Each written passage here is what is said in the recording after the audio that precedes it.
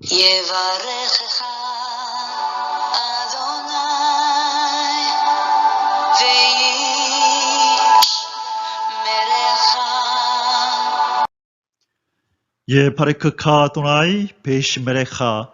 사랑하는 성도 여러분, 오늘 하루도 전지전능하신 임마누엘의 하나님께서 여러분에게 복을 주시고 여러분을 안전하게 지켜주시기를 축복합니다. 아멘. 할렐루야. 사랑하는 성도 여러분, 반갑습니다. 오늘도 우리에게 호흡을 주신 생명의 하나님, 우리 주님을 찬양합니다. 오늘도 하나님께서 은혜를 주셔서 하나님 말씀을 배울 수 있는 기회를 주셨습니다.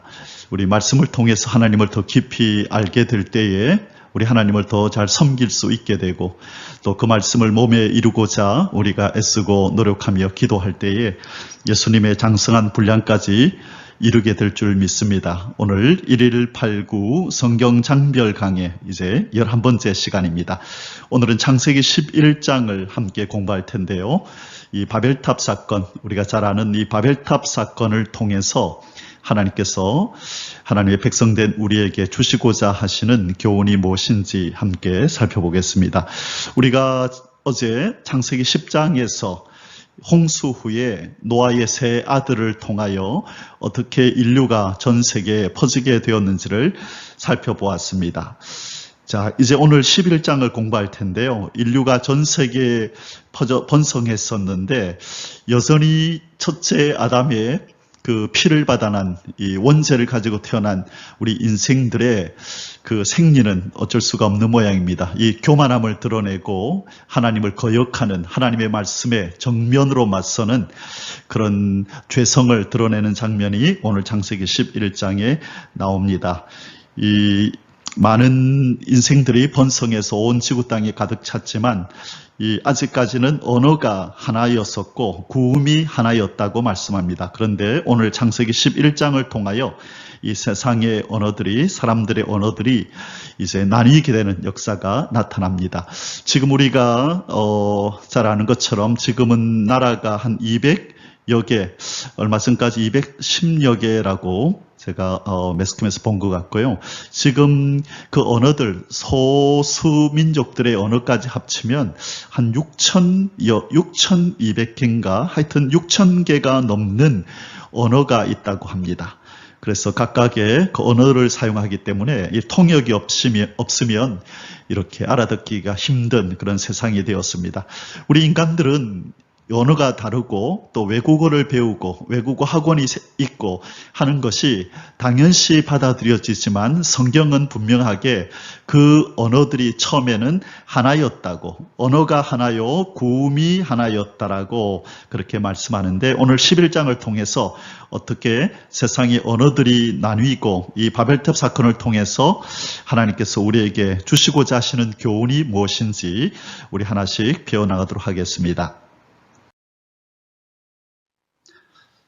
창세기 11장의 오늘 주제 선고는 1절 말씀입니다. 온 땅에 언어가 하나요 말이 하나였더라. 이 넓은 땅에 수많은 인생들이 셈, 야벳, 함의 후손들이 전 세계에 이렇게 번성해서 퍼져 있지만 그때까지도 언어가 하나요 말이 하나였다, 이렇게 말씀하고 있습니다. 자, 창세기 11장의 소주제는 아래와 같습니다. 첫 번째, 이 바벨탑 사건이 어떻게 일어났는지, 그리고 그 결과가 무엇인지를 살펴볼 거고요. 그 다음에 하나님께서 의의 줄기로 택한 이 셈족의 족보가 또 나옵니다. 셈, 함, 야벳 중에서 셈의 하나님 여호와를 찬송하리로다라고 하는 그 창세기 9장 27절 28절의 말씀에 우리 셈을 하나님께서 이 하나님의 구원의 역사를 진행해 가시는 일에 도구로 그렇게 사용하시겠다고 예언을 하셨는데, 이제 그 하나님의 예언에 걸맞게 이 셈족의 대해서 성경은 계속해서 얘기를 하고 있습니다. 그래서 창세기 11장 1절에서 9절까지는 바벨탑 사건을 다루고 있고요. 10절에서 26절까지는 셈족의 족보가 다시 나오고요. 그 다음에 드디어 이 11장의 마지막 부분에서 이 데라의 자손, 이제 아브라함이 등장하기 위해서 이제 아브라함의 가족 이름이 이제 나오기 시작합니다. 오늘은 이 세 가지 소주제를 가지고 하나님 말씀을 공부하도록 하겠습니다. 창세기 11장의 첫 번째 소주제입니다. 바벨탑 사건. 자, 우리 어저께 창세기 10장을 공부할 때에 이 바벨탑이 서 있는 이곳은 어디냐면 시날 평지인데요. 시날 평지. 자, 노아의 세 아들들 중에서 어떤 아들의 후손이 이 시날 평지에 살았고 이 시날 평지에서 이 바벨을 세웠다라고 우리가 배웠습니까? 예, 함의 후손 중에서 니무롯이라고 하는, 그죠? 처음 용사라고 하는 이 사람이 바로 시날 평지를 자기 본거지로 삼아서 이 탑을 건축하고 거기에 살았다라고 창세기 10장 10절에서 우리는 그렇게 살펴보았습니다. 자, 그러면 이제 이 시날 평지에 세워진 바벨탑 사건을 중심해서 우리 하나님께서 우리에게 주시는 교훈이 뭔지 한번 하나씩 살펴보도록 하겠습니다. 바벨탑 사건 첫째, 인간들의 악한 계획. 자, 창세기 11장 1절에서 4절까지입니다. 온 땅의 언어가 하나요, 말이 하나였더라. 이에 그들이 동방으로 옮기다가 시날 평지를 만나 거기 거류하며 서로 말하되 벽돌을 만들어 견고히 굽자 하고, 이에 벽돌로 돌을 대신하며 역청으로 진흙을 대신하고, 또 말하되 성읍과 탑을 건설하여 그 탑 꼭대기를 하늘에 닿게 하여 우리의 이름을 내고 온 지면에 흩어짐을 면하자 하였더니. 아멘. 자, 여기에서 왜 제목을 인간들의 악한 계획이라고 세웠을까요?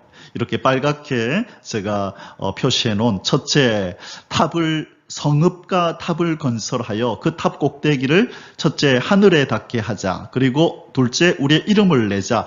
그리고 셋째 흩어짐을 면하자.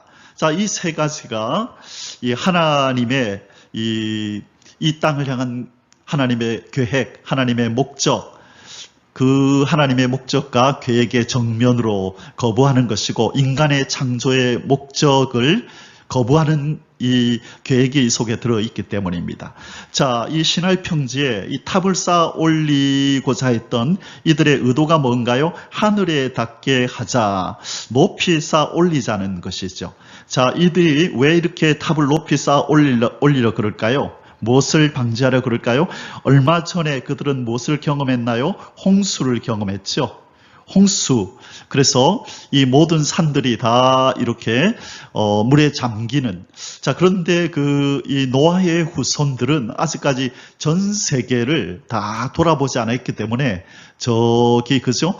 에베레스트 산이라든지 8,000m가 넘는 그런 산들을 아마 다 구경하지 못했을 겁니다. 그래서 아마 자기들 주변에 있는 이 산 정도를 보면서 저 산보다만 좀 높이 쌓으면 홍수가 일어나도 우리가 살지 않을까, 아마 그런 어리석은 생각들을 하지 않았을까 싶습니다. 그래서 어떤 또 신학자들은 이 바벨탑이 높이 이렇게 홍수를 피하기 위함이 아니고 그냥 제사를 드리기 위한 어떤 신전 개념이다, 그렇게 또 말을 하는 사람도 있기는 하는데요. 그러나 성경은 하늘에 닿게 하여라는 말씀을 분명히 쓰고 있는 거 보면 이때 이 니므롯을 중심한 이 악인들의 마음속에 앞으로 혹시나 닥칠지 모를, 혹시나, 왜냐하면 무지개 언약으로 하나님이 그렇게 하지 않으시겠다고 하셨지만 혹시 모를 또 홍수를 대비하자라는 마음이 있지 않았을까. 자, 이 하늘에 닿게 하자라는 이 구절 속에서 우리는 추측할 수 있고요. 그 다음에 두 번째가 우리의 이름을 내자. 자, 우리처럼 이렇게 높고 견고한 탑, 아름다운 탑을 누가 만들었느냐, 우리 말고 누구냐라고 하는 우리의 이름을 내자라고 하는 이 명예욕이 가득 찼습니다. 우리 인간들이 바로 마귀가 인간에게 준 그런 마음이 있죠. 그죠? 육신의 정욕, 안목의 정욕, 이생의 자랑, 이생의 자랑거리들을 많이 갖고 싶어 하지요. 그것이 지식이든 돈이든 또 권력이든 아름다운 미든 그런 것들을 통하여 인생은 자기를 뽐내고 싶은 것입니다. 우리 인간은 누구의 이름을 내고 누구의 이름 앞에 영광을 돌리기 위해서 창조되었죠? 당연히 하나님의 영광을, 하나님의 이름을 자랑하고 하나님의 영광을 드높여야 하는데, 바로 이 노아의 후손 중에서 함의 후손들, 바로 니무롯을 중심한 이 악인들은 자기들의 이름을 내겠다고 헛된 명예욕에 사로잡혀 있는 것입니다. 그래서 하나님만을 높이고 하나님만을 의지하고 하나님의 이름만을 찬양해야 될 인생들이 어느덧 그들의 관심사가 하나님에게서 자기들에게로, 인간에게로 인본주의적인 사고를 가지고 살아가는 인생들로 벌써 이렇게 변질되어 버린 것입니다. 자, 그리고 세 번째가 무엇입니까? 온 지면에 흩어짐을 면하자라고 말씀합니다. 자, 이 말씀은 어떤 하나님의 명령을 정면으로 거부한 것이죠? 창세기 1장 28절에 생육하고 번성하여 땅에 충만하라, 땅에 충만하라 라는 말씀을 정면으로 거부하는 이 악행을 지금 저지르고 있는 것입니다. 그래서 하나님께서 차마 이들이 계속해서 바벨탑을 짓는 것을 보실 수가 없어서 이것을 무너뜨리기로 하나님께서 작정하신 것입니다. 자, 이제 악인들의 이 계획을 하나님이 무마시키고자 여호와께서 인간들의 악한 계획을 이제 무산시키고자 하나님께서 이제 일을 하십니다. 자, 창세기 11장 5절에서 7절에 기록하고 있는데요. 여호와께서 사람들이 건설하는 그 성읍과 탑을 보시려고 내려오셨더라. 여호와께서 이르시되 이 무리가 한 족속이요 언어도 하나이므로 이같이 시작하였으니 이후로는 그 하고자 하는 일을 막을 수 없으리로다. 자, 우리가 내려가서 거기서 그들의 언어를 혼잡하게 하여 그들이 서로 알아듣지 못하게 하자 하시고, 자, 하나님께서 이 탑 건설을 무산시키기 위해서 쓰시고자 하는 방법이 뭐죠? 예, 그들의 언어를 혼잡하게, 말이 통하지 않게 해버리자. 그래서 위에서 벽돌을 가져오라 그러는데 어느 순간부터 못 알아듣는 거죠. 물을 좀 가지고 올라오라 그러는데 그것을 알아들을 수 없게 된 것입니다. 사랑하는 성도 여러분, 이 언어라는 건요, 말이라고 하는 거, 이 언어는 이 동물들도 자기들끼리 또 곤충들도 자기들끼리 의사 교환을 하고 어떤 뜻들을 나타내지만 명확한 소리로 서로의 의견들을 주고받고 하는 것은, 이것은 하나님의 형상대로 만든 우리 인간에게 하나님께서 고유하게 주신 능력입니다. 그래서 이 언어를 통해서 우리는 하나님을 섬겨야 될 인간들로서의 공동체를 만들고, 어떻게 하면 우리 하나님의 영광을 잘 드러낼까, 그분의 이름을 찬양하고 그분이 만드신 자연 만물을 보면서 감탄하고 노래하고 또 시도지어서 우리 하나님 앞에 올려드리고 하는 그런 어떤 용도로 써야 할 이 언어가 바로 하나님을 거역하고 하나님의 말씀을 정면으로 반박하는 일에, 악행을 행하는 일에 쓰임을 받았다는 것입니다. 그래서 우리 인생들은 하나님이 주신 좋은 것들을 가지고 잘 선용을 해야 될 텐데 오히려 악용을 하고 오용을 하고 해서 하나님 마음을 아프게 하는 일들을 행하는데, 바로 이 바벨탑을 쌓아 올리던 이 사람들이 바로 그 일을 자행했던 것입니다. 바벨탑 사건 세 번째로 우리가 살펴볼 것은 이 바벨탑 건축의 실패와 온 지면에 흩어지는 인간들 11장 8절에서 9절입니다. 여호와께서 거기서 그들을 온 지면에 흩으셨으므로 자 드디어 온 지면에 흩어졌네요. 생육하고 번성하여 땅에 충만하라 하신 그 말씀이 이루어졌습니다. 강제적으로 그들이 그 도시를 건설하기를 그쳤더라. 그러므로 그 이름을 바벨이라 하니 이는 여호와께서 거기서 온 땅의 언어를 혼잡케 하셨음이니라. 그래서 바벨의 뜻이 혼잡이라. 그래서 이렇게 불리게 된 거죠. 여호와께서 거기서 그들을 온 지면에 흩으셨더라. 자, 사랑하는 성도 여러분, 이 바벨탑 사건으로 인해서 언어가 나뉘어진 것입니다. 그래서 우리 지금은 이제 지구촌 시대가 되어서 우리나라에도 외국에서 많은 사람들이 들어와서 또 일을 하고 있는데 또 관광객들도 많이 찾아오죠. 그래서 우리와 다른 언어를 쓰는 사람을 볼 때마다 이거 저 언어를 좀 배워서 나도 영어 잘해야 될 텐데 했으면 좋겠다. 중국어, 일본어 잘했으면 좋겠다. 그렇게만 생각할 것이 아니라 이제 우리는 이 바벨탑 사건을 알기 때문에 하나님 앞에 거역함으로 우리 인생의 언어가 이렇게 나누어졌구나. 어서석히 한 나라가 되어서 우리 예수 그리스도가 다스리는 나라가 되어서 언어도 하나로 통일이 되고 모든 이 땅의 인생들이 서로 함께 뜻을 모아서 하나님께 영광 돌리고 한 목소리로 찬양하는 찬양 소리가 온 땅에 고동쳤으면 좋겠다라고 하는 그런 갈망과 그런 기도의 소원을 가져야 될 줄 믿습니다. 자, 이제 두 번째 소주제를 살펴보겠습니다. 셈족의 족보. 자, 우리 10장에서 노아의 세 아들들의 그 족보 이야기가 후손 이야기가 쭉 나왔었는데 11장에서 다시 이 셈족의 족보를 얘기를 합니다. 이것은 이제 뒤에 나오겠지만 이 아브라함의 근원, 이 아브라함, 하나님께서 믿음의 조상으로 부르시는 이 아브라함의 근원이 누구인지 바로 그것을 알리고 싶어서입니다. 그 다음에 이 아브라함은 역사적으로 실존했던 인물이다. 실존 인물이었다. 이들의 조상들이 이렇게 있다라고 하는 아브라함을 알리고 그리고 더더욱이 아브라함은 실제로 역사적으로 존재했던 인물이고 바로 그 아브라함의 후손으로 예수 그리스도가 오신 것이다라고 이제 알리고 싶어서 지금부터 하나님께서는 아브라함을 역사에 등장시키기 위해서 서서히 지금 준비 단계를 거치고 있는 것이라고 보면 되겠습니다.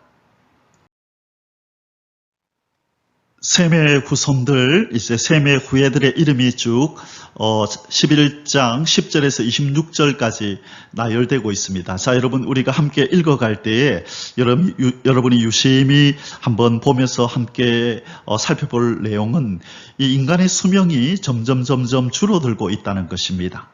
그것은 우리가 하나님께서 노아 홍수 때에 방주를 지으라 하실 때에 이제 앞으로 인간의 수명이 120년이 되리라라고 그렇게 말씀하셨죠. 그래서 우리가 그 부분을 공부할 때에 그 120년이 뭐냐, 방주를 짓는 기간이 120년이냐. 그래서 하나님이 그 말씀하시는 시점에서 앞으로 120년 후에 홍수를 내리리라라는 의미이냐, 아니면 홍수 후에는 인간의 수명이 급속히 줄어들 것을 미리 예고하신 것이냐라고 우리가 그 얘기를 나눌 때 저는 두 번째 것, 홍수가 나고 나면 그 다음부터 지구의 환경이 좋지 않아서 점점 인간의 수명이 줄어들 것을 하나님이 미리 예고하신 것이다 라고 말씀드렸는데요.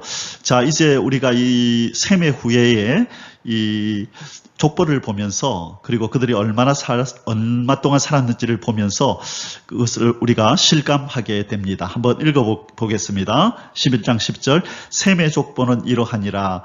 셈은 100세 곧 홍수 후 2년에 아르박삿을 낳았고 아르박삿을 낳은 후에 500년을 지내며 자녀를 낳았으며 아르박삿은 35세에 셀라를 낳았고 셀라를 낳은 후에 403년을 지내며 자녀를 낳았으며 셀라는 30세에 에벨을 낳았고 에벨을 낳은 후에 403년을 지내며 자녀를 낳았으며 에벨은 34세에 벨렉을 낳았고 벨렉을 낳은 후에 430년을 지내며 자녀를 낳았으며 벨렉은 30세에 르우를 낳았고 르우를 낳은 후에 209년을 지내며 자녀를 낳았으며 자 계속 보겠습니다. 11장 20절 르우는 32세에 스룩을 낳았고 스룩을 낳은 후에 207년을 지내며 자녀를 낳았으며 스룩은 30세에 나홀을 낳았고 나홀을 낳은 후에 200년을 지내며 자녀를 낳았으며 나홀은 29세에 데라를 낳았고 데라를 낳은 후에 119년을 지내며 자녀를 낳았으며 데라는 70세에 아브람과 나홀과 하란을 낳았더라. 자, 이렇게 쭉 이제 이름과 그 다음에 그들이 얼마나 살았는지가 계속 나오죠. 자, 우리 앞에서 셈은 얼마나 살았다고 나오나요? 예, 600년을 살았다고 나왔습니다. 그리고 아르박삿은 얼마나 살았다고 되어 있죠? 465년.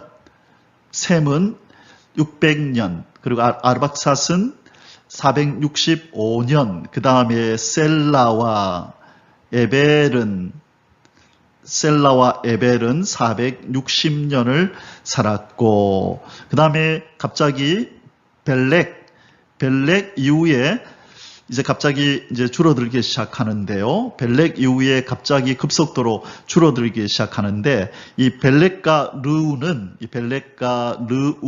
얼마나 살았냐면 239년 갑자기 이제 줄어들기 시작합니다. 그 다음에 스룩은 230년. 그 다음에 나홀은 148년. 자, 갑자기 나홀 때부터 148년으로 확 줄어들어 버리네요. 자, 이것처럼 나홀을 낳았고 나홀을 낳은 후에 갑자기 벨렉 이후부터 갑자기 나이들이 줄어드는 걸 이제 보게 되는데 나올 때는 148까지로 쭉 내려와 버렸네요.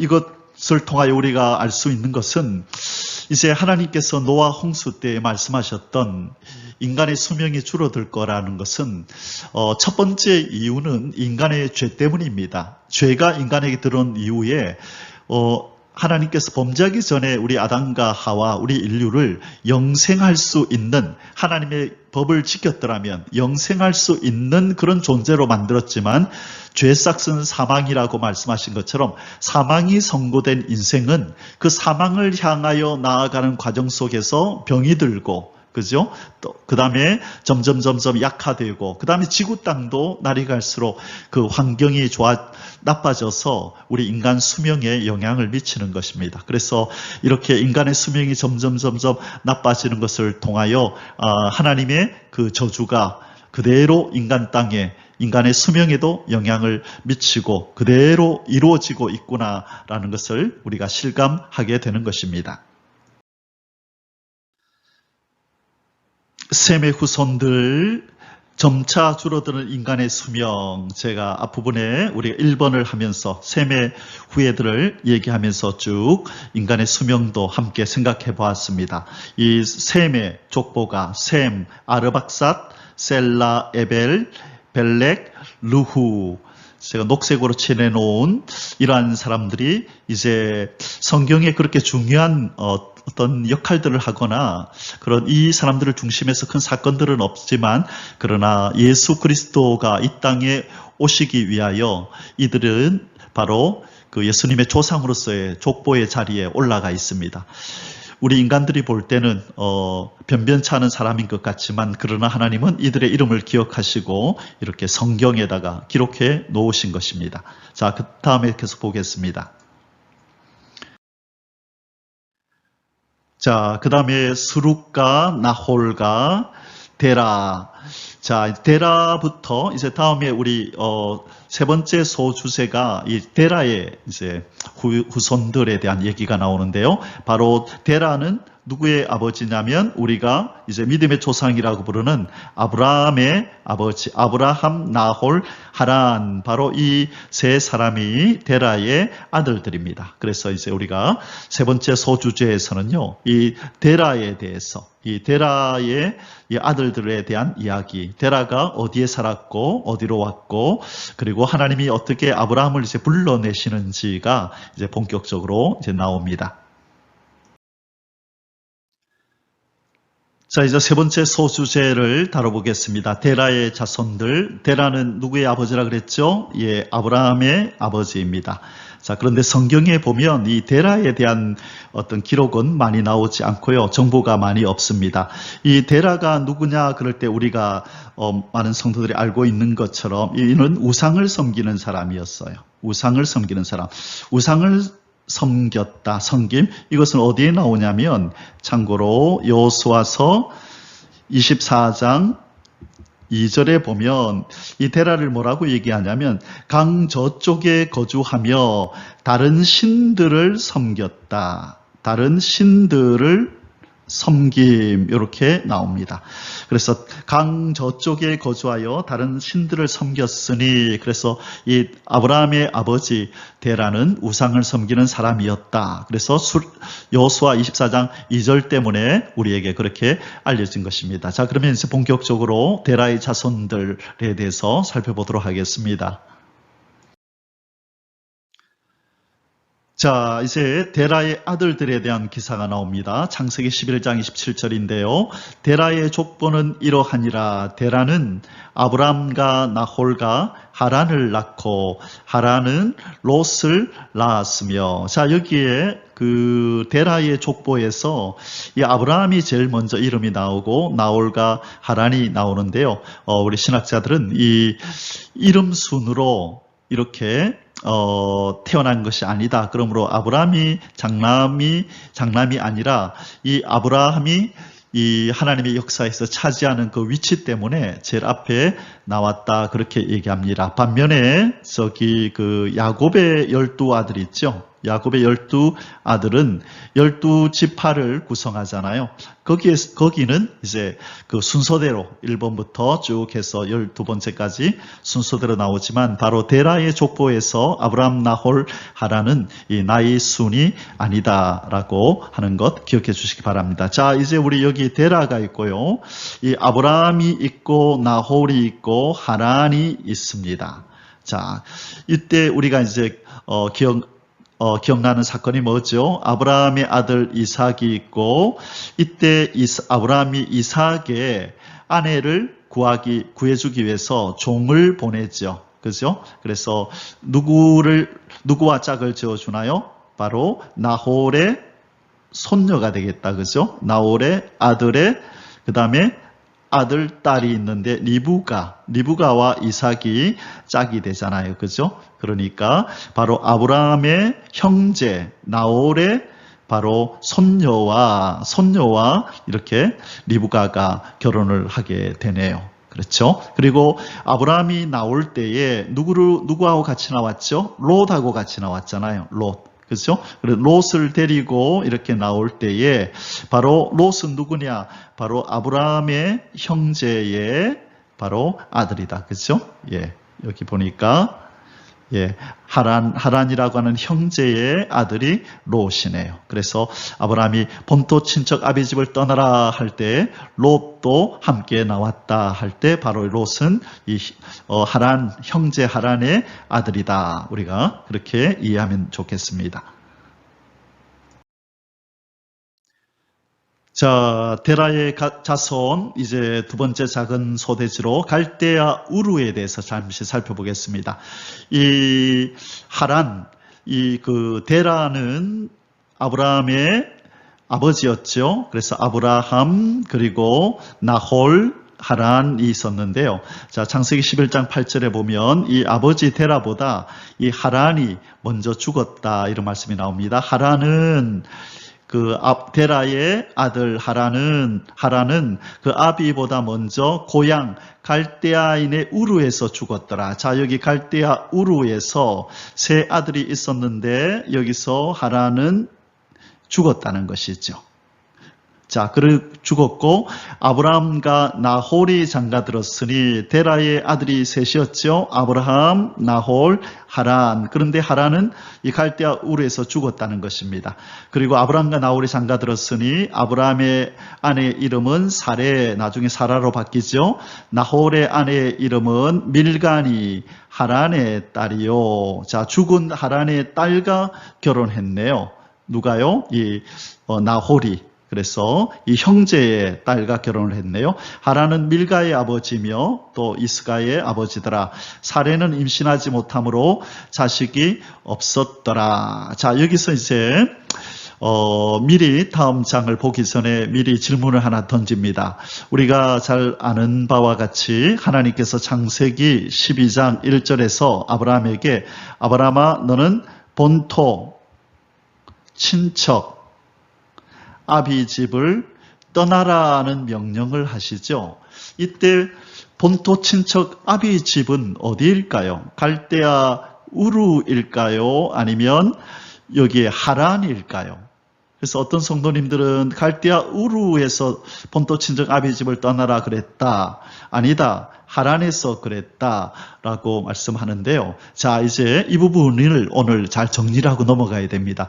우리 성도님들은 그냥 교회에서 신앙생활 하면서 그냥 목사님들께서 의뢰껏 하는 말씀을 그냥 그대로 다 받아들여요. 우리 목사님들도 이 부분을 이렇게 잘 정리가 안 된 상태에서 이렇게 가르치는 분들이 간혹 있거든요. 그래서 본토 친척 아비 집을 떠나라는 것이 갈대아 우르냐 하란이냐 하는 것을 오늘 저와 함께 공부하면서 정확하게 정리를 하고 넘어가면 앞으로 성경을 읽을 때 도움이 되시겠습니다. 자, 가나안을 향하는 데라의 가족들. 자, 지금 데라가 아브라함의 아버지 데라가 지금 어디 있나요? 바로 여기 갈대아 우르에 있습니다. 그래서 데라가 있고, 그죠? 여기 아브라함이 있고, 아브라함, 나홀, 그죠? 그 다음에 아까 한 명이 죽었죠. 누가 죽었죠?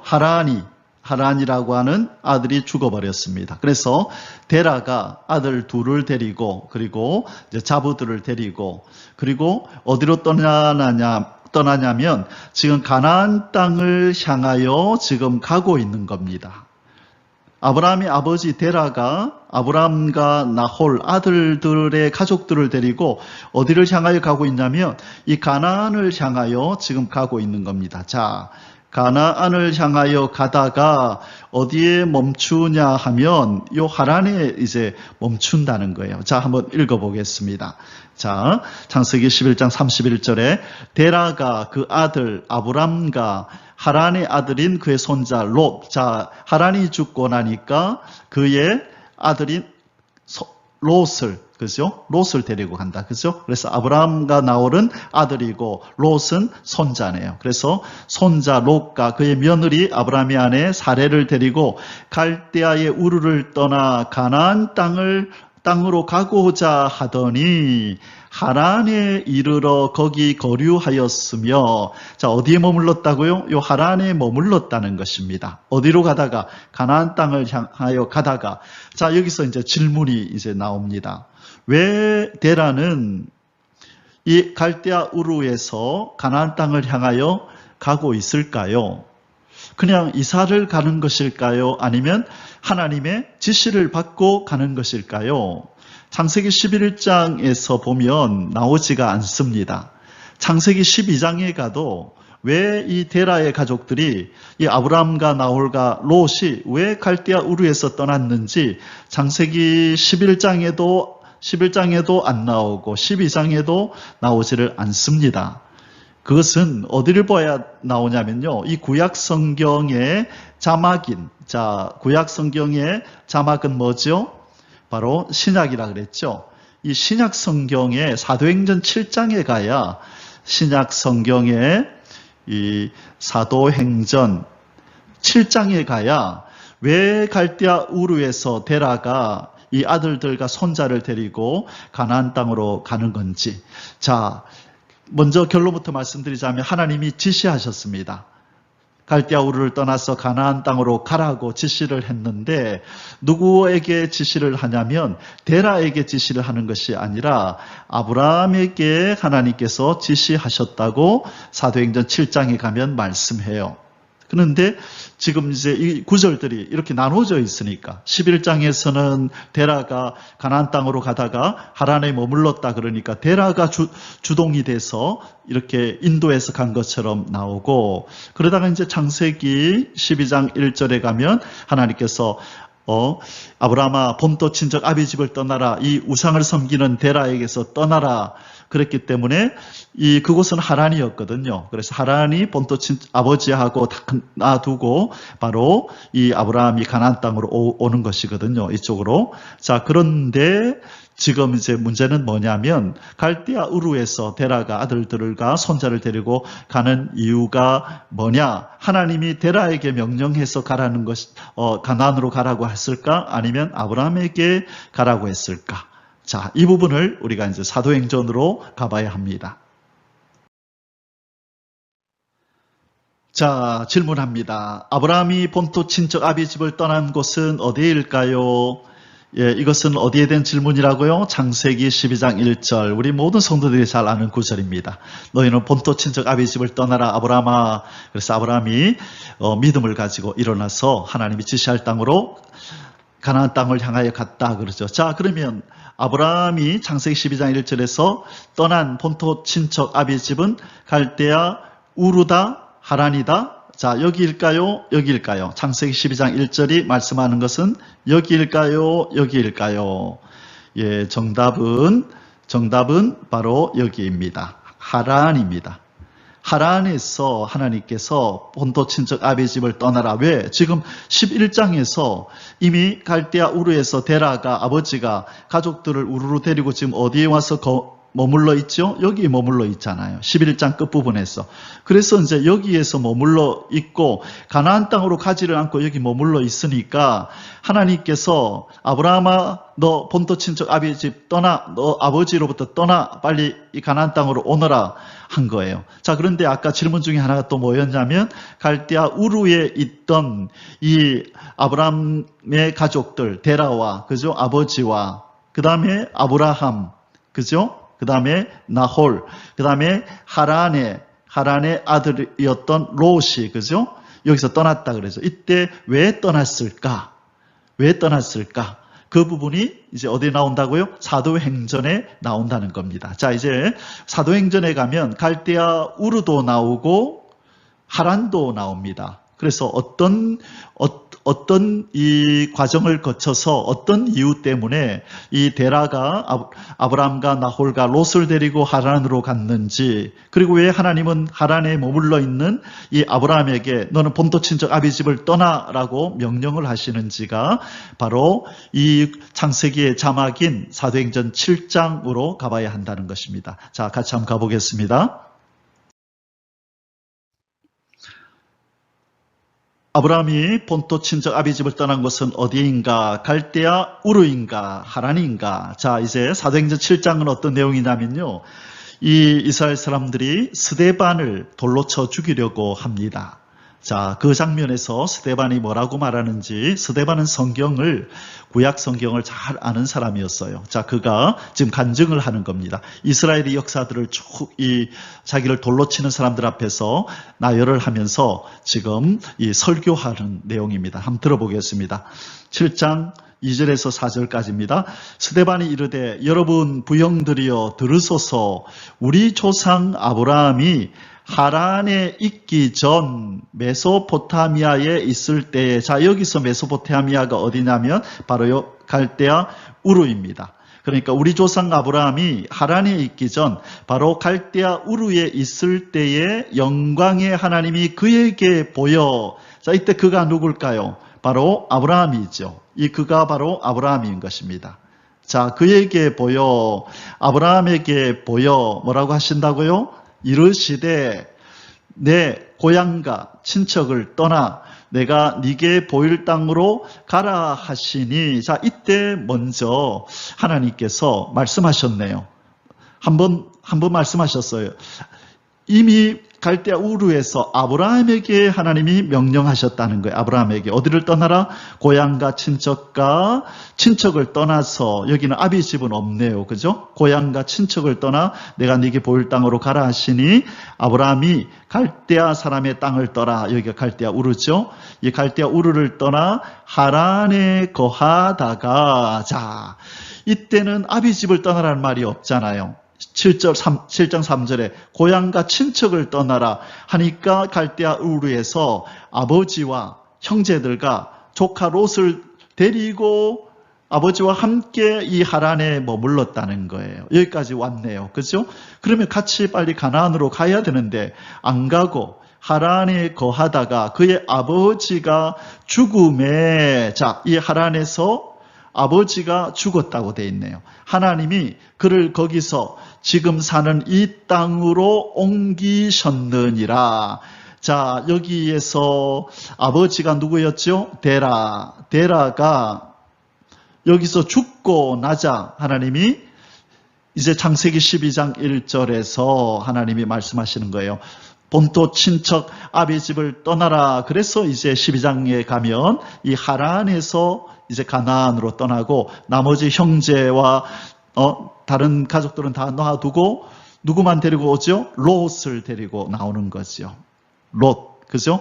하란의 형제 하란의 조카인 롯과 아브라함이 이렇게 떠나오고 나머지 가족은 하란에 있게 되는 것입니다. 그러니까 하나님은 두 번 아브라함에게 명령하신 겁니다. 첫 번째는 고향과 친척을 떠나라 해서 아버지하고 같이 우르르 와서 하란에 머물다가 아버지가 죽음에 다시 하나님이 창세기 12장 1절에 나타나셔서 네 본토 친척 이제 아비 집 하란을 떠나라 해서 가나안으로 왔다는 것입니다. 자, 그래서 하나님은 아브라함에게 몇 번 명령하셨다? 두 번. 첫째는 뭐와 어디를 떠나고, 첫째는 고향과 친척을 떠나고, 여기가 갈대아 우르고, 그 다음에 두 번째는 본토, 그죠? 친척, 그 다음에 아비 집, 여기는 어디라고요? 바로 하란이 바로 본토 친척 아비 집을 떠나라고 명령하신 곳입니다. 자, 정리가 되셨죠?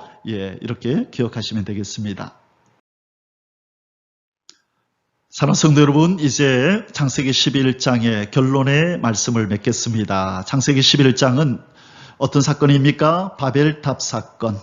그죠? 바벨탑 사건이 나오고, 저 뒤에 이제 데라의 가족이 이 아브라함이 이제 갈대아 우르를 떠나서 하란으로 가고 하는 내용이 나왔죠. 자, 여기서 첫 번째 우리가 결론적으로 좀 묵상할 게 무엇이냐면요.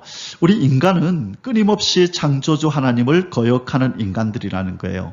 이 하나님께서 노아의 그 홍수 때도 인간이 생각하는 것이 항상 악할 뿐임을 보고 안 되겠다, 저들을 심판해야 되겠다라고 말씀하신 내용을 우리가 보았죠. 자, 그때 이후로 아담과 하와가 범죄한 이후로 그의 그 피를 받아나는 아담의 후손들인 우리는 끊임없이 예나 지금이나 창조주 하나님 말씀을 거역하고 생육하고 번성하여 땅에 충만하라 그러는데 우리의 흩어짐을 면하자 그러고, 하나님의 이름을 높이며 영광 돌려야 하는데 우리의 이름을 내자 그러고, 그렇죠? 탑을 높이 하늘까지 쌓아서 창조주가 신이 우리를 심판한다 할지라도 우리는 벗어나자 하나님을 비웃듯이 그렇게 높은 탑을 쌓는 자라는 거죠. 자, 성경은 이렇게 말씀합니다. 끊임없이 하나님을 거역하는 인간들을 향하여 표범이 그 반점을 변하게 할 수 있느냐? 그게 가능하다면 너희도 너희 악을 버리고 내 앞에서 선을 행할 수 있으리라. 그렇게 말씀합니다. 창세기 6장 5절에 여호와께서 사람의 죄악이 세상에 가득함과 그의 마음으로 생각하는 것이 모든 계획이 항상 악할 뿐임을 보시고, 항상 표범의 반점이 있는 것처럼 인간은 항상 악이 있다는 거예요. 자, 표범의 반점이 있듯이 인간에게는 악이 있다는 거예요. 그리고 또 뭐라 그러시나요? 에레미야 13장 23절에 구수인이 그의 피부를, 어떤 피부를, 검은 피부를, 표범이 그 반점을 변하게 할 수 있느냐? 할 수 있을진데 악에 익숙한 너희도 선을 행할 수 있으리라. 자, 이 검은 피부를 희게 할 수 있을진데 너희들은 악을 버릴 수 있으리라. 자, 구스인이, 이 아프리카 사람이 피부를 하얗게 할 수 없듯이 우리 인간은 악을 버릴 수가 없고, 표범이 이 반점을 없애고 새로워질 수 없는 것처럼 우리 인간은 이 악을 버릴 수가 없다는 것입니다. 그래서 인간은 하나님의 저주받아 마땅하고 심판받아 마땅한 것이죠. 내버려 두셨더라면 그 어떤 누구도 지옥의 형벌을 면할 자 없건만 사랑하는 우리 사랑이 많으신 하나님께서 독생자들 예수 그리스도를 보내주심으로 그 피로 말미암아 우리의 악을 씻어내시고 우리를 새롭게 재창조해 주셔서 우리는 하나님의 품에 안긴 하나님의 자녀들이 된 줄 믿습니다. 할렐루야. 우리 주님을 찬양합니다. 구수인처럼, 표범처럼, 그렇죠? 구수인의 검은 피부, 표범의 얼룩 무늬를 바꿀 수 없는 것처럼 인간의 완악함에도 불구하고 끊임없이 하나님은 경영하신 바를 진행해 가시는 창조주 하나님이십니다. 창세기 1장 28절에서 생육하고 번성하여 땅에 충만하라. 범죄 전에 아담과 하와처럼 하나님을 경외하며 하나님을 사랑하는 자, 하나님을 아는 지식으로 가득한 자들이 이 땅에 가득하기를 원하신 하나님은 비록 인간이 끊임없이 계속해서 죄를 짓고 바벨탑을 쌓고 그렇지만 이 바벨탑 사건 이후로 언어를 나누고 다 흩어지게 만든 다음에 이제 누구를 보낼 계획을 하시죠? 예수 그리스도를 보내시고 그리고 예수 그리스도를 영접하는 자에게 성령이 임하셔서 말씀을 통하여 인생들을 새롭게 재창조하셔서 둘째 아담에게 속하는 자들로 하늘 백성이 되게 하는 역사를 행하시겠다고 하나님께서는 이 바벨탑 사건 이후에 인생들을 흩어버리고 이제 그 흩어진 악인들을 새롭게 개조하고 재창조하는 일을 하나님께서는 지금 시작하셨고 진행하고 계신 것입니다. 베드로전서 1장 18절 19절에 결론적으로 읽고 마치겠습니다. 너희가 알거니와 너희 조상 이 아담이 물려준 헛된 행실, 이 원죄의 행실에서 대속함을 받은 것은 이 원죄 때문에 우리는 자범죄를 짓죠. 평생 우리는 죄의 나무입니다. 우리는 무슨 나무라고요? 죄의 나무입니다. 사과나무는 사과를, 배는 배의 열매를 맺듯이 우리 죄의 나무는 평생 살면서 죄만 짓는 것입니다. 이 행실에서 대속함을 받은 것은 은이나 금같이 없어질 것으로 된 것이 아니요 오직 흠 없고 점 없는 어린 양 같은 그리스도의 보배로운 피로 된 것이니라. 아멘. 구스인같이 검은 죄, 표범의 얼룩무늬 같은 이 죄를 우리 주님의 피로 씻어주신 줄 믿습니다. 우리 주님을 찬양하고 평생 우리 남은 생애 동안 하나님 주신 호흡으로 하나님 주신 힘으로 우리 하나님을 섬기고 예수 그리스도를 사랑하고 우리 안에서 역사하시는 성령님의 인도를 따라 점점점 더 예수 그리스도의 형상을 닮아가는 저와 여러분이 되시기를 주님의 이름으로 축원합니다. 오늘 하루도 하나님의 은혜 가운데서 평강 가운데 지내시기를 축복합니다. 할렐루야. 아멘. יברכך